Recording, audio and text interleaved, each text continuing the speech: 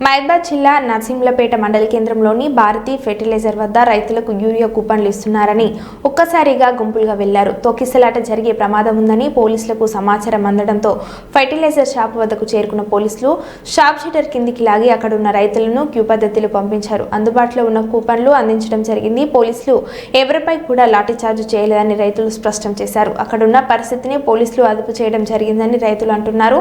పోలీసులపై అసత్య ప్రచారం చేయడం మంచి పద్ధతి కాదని రైతులు ఆగ్రహిస్తున్నారు.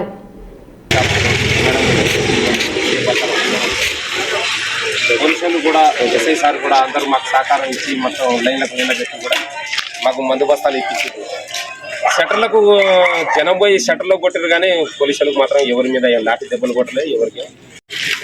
సార్ ఇక్కడ నర్సింహులపేట మండలం బాటమ్మ షాప్ మేడం దగ్గర మందు బస్తాలు వచ్చింది. సీరియల్గా నిలబడ్డాం అందరం, రైతులు అందరూ ఒకటికి లేదు ఒకటికి లేదని కాదు, అందరం లైన్లో నిలబడ్డాము. అందరం లైన్ల ప్రకారంగానే సీరియల్లో నిలబెట్టారు, లైన్ ప్రకారంగానే నడిచింది. సార్ వాళ్ళు కూడా సహకరించారు.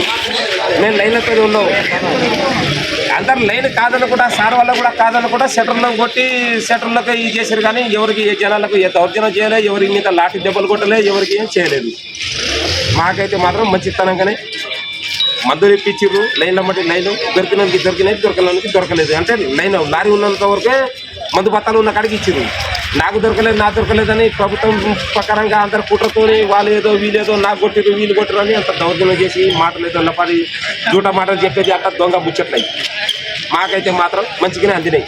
ఒక్కొక్క బస్సు వచ్చినా సంతోషం. లారీ వచ్చింది ఒకటే, అందరికీ దొరకలే కదా, అదే ఒక్కొక్క లారీ కూడా దాని వరకు అయితే మాకు అందినాయి. ఇచ్చిన కాడికి ఇచ్చారు.